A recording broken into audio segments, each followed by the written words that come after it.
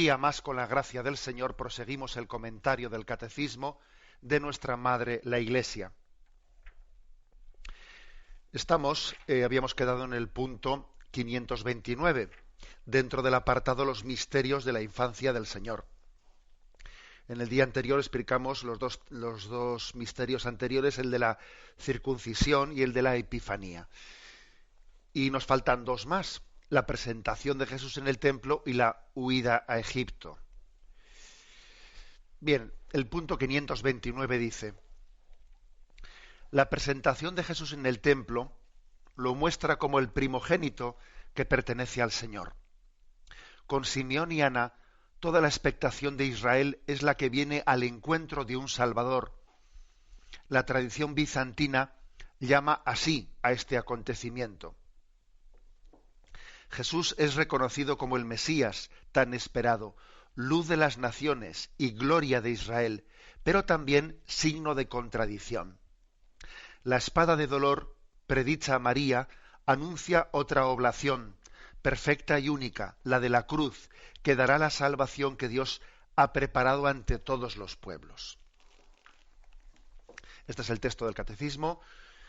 Vamos a leer el pasaje evangélico que relata este suceso, la presentación de Jesús en el templo, que, como dice aquí, en la tradición bizantina, en vez de llamarle presentación de Jesús en el templo, se le llama encuentro de su Salvador. Es la forma que tienen en Oriente, en la tradición bizantina, de llamarle a la presentación de Jesús en el templo. Encuentro de su Salvador.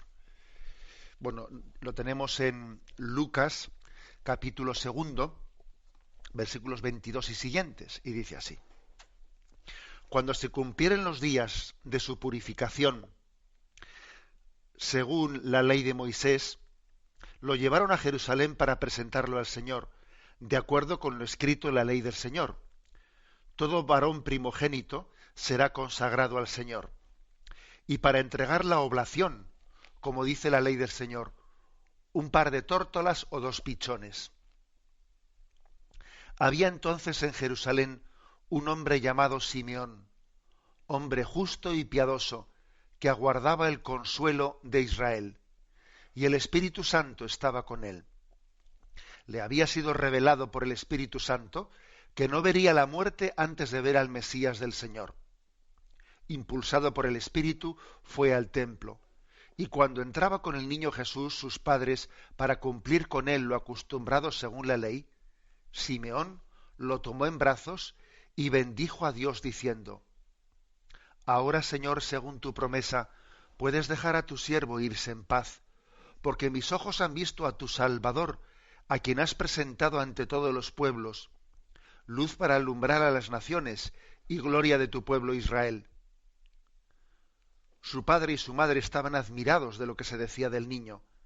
Simeón los bendijo y dijo a María su madre: Este ha sido puesto para que muchos en Israel caigan y se levanten, y será como un signo de contradicción, y a ti misma una espada te traspasará el alma, para que se pongan de manifiesto los pensamientos de muchos corazones.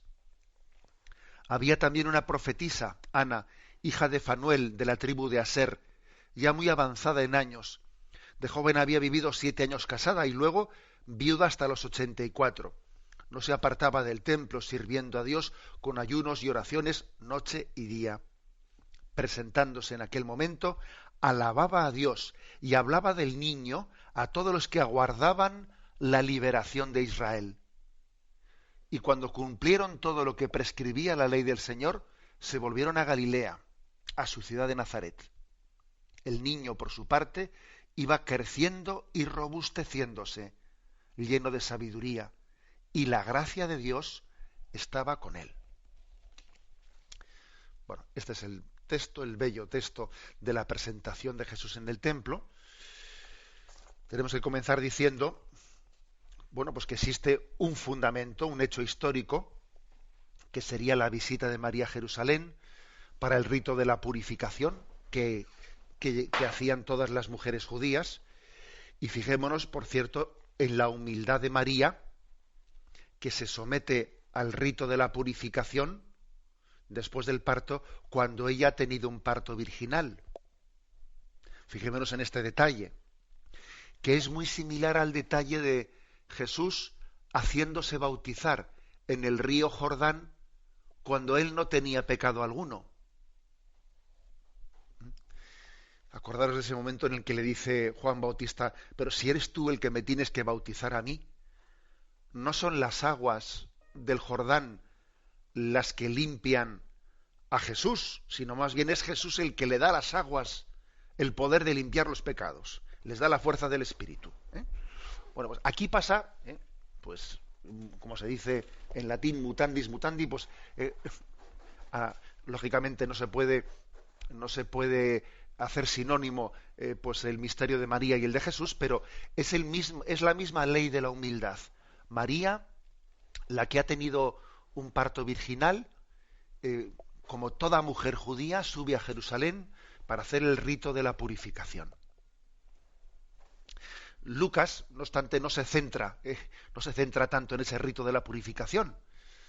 Entre otras cosas porque Lucas era consciente de que María era virgen, ¿no? Sino se centra especialmente en el otro episodio, en el episodio de la presentación de Jesús en el templo. Cuando se ha rezado tradicionalmente el rosario, se ha dicho la presentación de Jesús en el templo y la purificación de María. Obviamente para nosotros teológicamente es mucho más importante la presentación de Jesús en el templo. La purificación de María, como he dicho antes, bueno, pues es que en realidad es más bien un misterio de humildad, porque ella no es purificada, sino que ella es la Inmaculada. Pero sí es verdad que nos da una gran lección, la misma lección de ese Jesús en el Jordán. Es curioso, porque esto engarza con algo que es muy, muy obvio con respecto al tema de gracia y santidad. Y es que las personas que son pecadoras, que somos pecadoras, solemos tener dificultad de ver nuestro pecado. Aquí, cuanto más lejos estamos de Dios, menos pecadores nos sentimos. Y los santos, cuanto más cerca están de Dios, más pecadores se sienten. Es curioso esto, ¿eh? En el fondo, la consciencia del pecado no es únicamente proporcional a cuántas cosas malas he hecho, no, sino que es proporcional a cuánta luz tengo para ver lo que he hecho. Si no tengo luz, yo no veo ningún pecado. Bueno, pues así ocurre. La gente que está alejadísima de Dios, nada, pero se va acercando a Dios y va conociendo y va comprendiendo su pecado.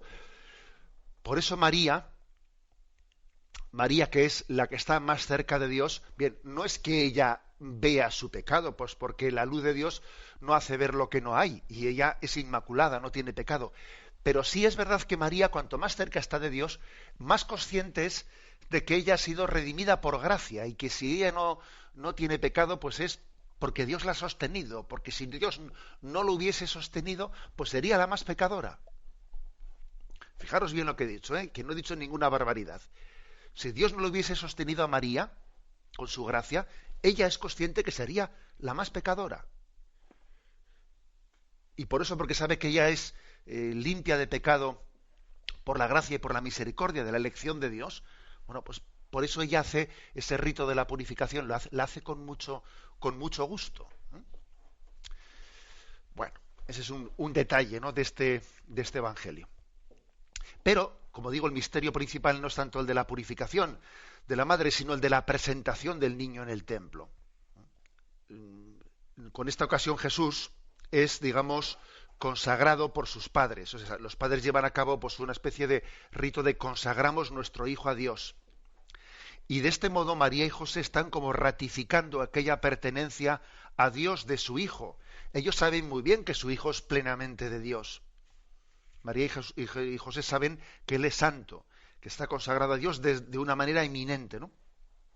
Pero para ellos la presentación en el templo es como el reconocimiento de esta consagración. Bien, Jesús no tiene necesidad de ser consagrado, ya lo está de por sí, por naturaleza, ¿no?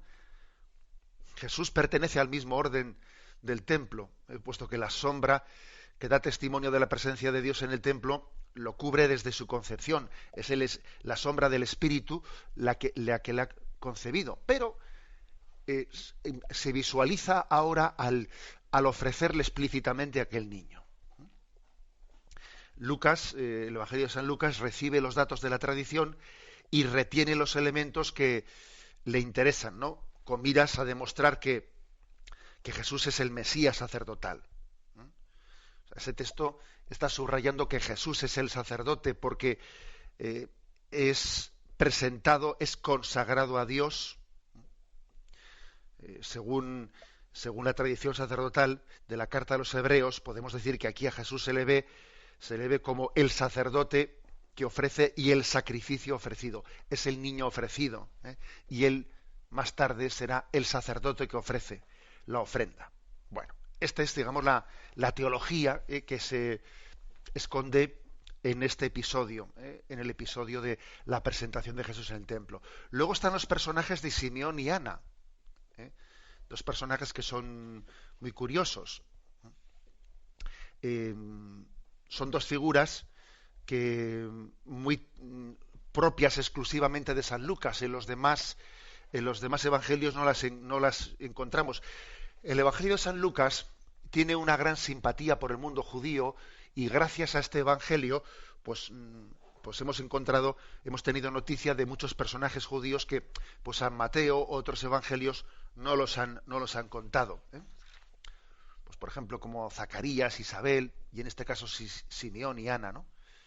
Bueno, un tema concreto. ¿Qué decir de Simeón y de Ana? Se trata de dos personajes. Es verosímil pensar que fuesen dos personajes históricos. Pues fijaros, yo recuerdo haber leído un hermoso libro del cardenal Danielou, que fue pues un cardenal francés muy estudioso de los evangelios, y recuerdo haber leído las siguientes reflexiones, ¿no?, más o menos del cardenal Danielou.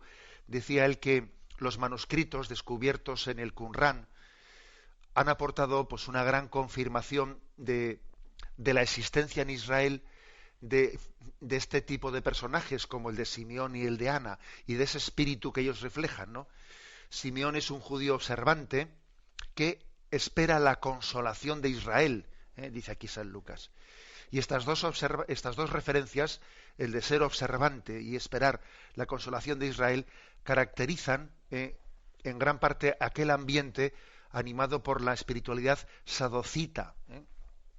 Digamos, la corriente sadocita está muy recogida en los manuscritos que se descubrieron en el Qumrán. Se caracterizaban por una gran fidelidad a la ley y una anhelante espera mesiánica y escatológica. La consolación de Israel, que dice el Evangelio que aguardaba la consolación de Israel, es una expresión que surge en el judaísmo tardío para designar la venida escatológica de Dios.